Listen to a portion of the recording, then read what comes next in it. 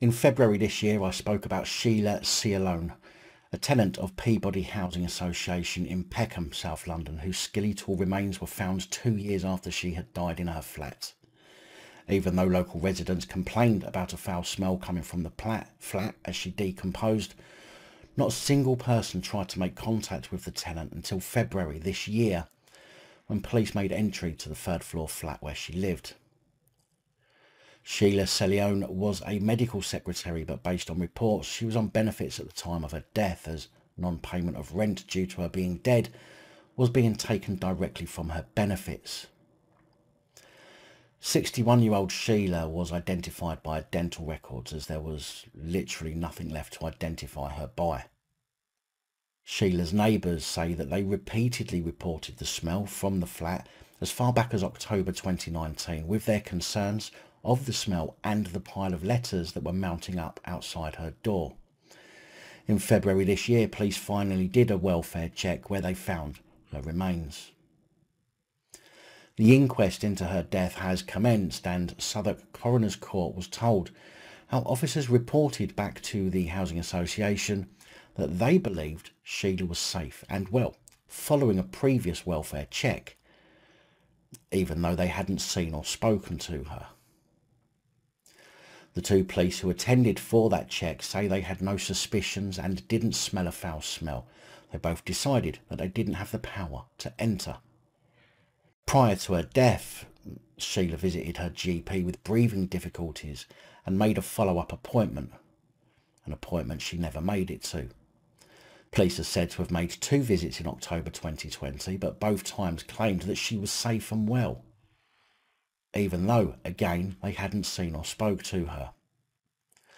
The inquest heard how former medical secretary Sheila Seleoane last paid her monthly rent in August 2019, and attempts by members of Peabody's rent team failed to contact her by email and phone. After she fell into arrears, an application was made to have the rent paid directly from a universal credit payments.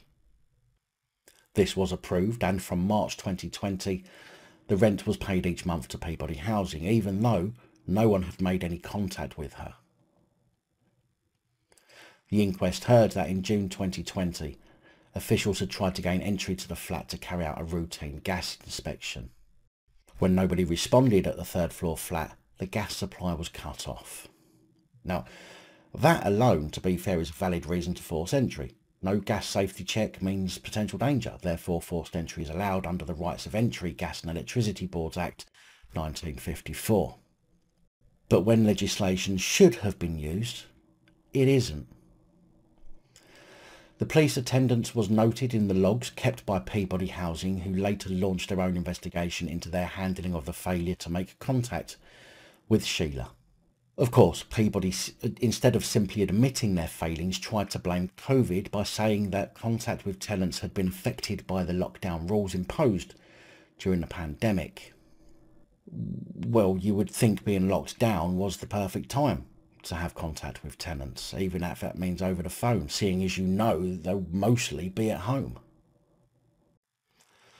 The inquest was told that Ms Seleoane had no contact with social services and no serious health issues in the months before her death. Detective Sergeant Scott Fisher, one of the first police officers said to have arrived on the scene, told the inquest he found Ms Seleoane in what he described as the recovery position, laying on her side. He said her body was partially covered with the remains of blue pyjama bottoms and a white top. Giving evidence remotely, he described the flat as being very tidy, with no sign of forced entry. He said there was no visible sign of trauma to the skull or chest area. Ash Fox, Deputy Chief Executive for Peabody, is said to have wiped his tears away as he told everyone at the housing group was devastated by the circumstances surrounding the death of Sheila Seleoane.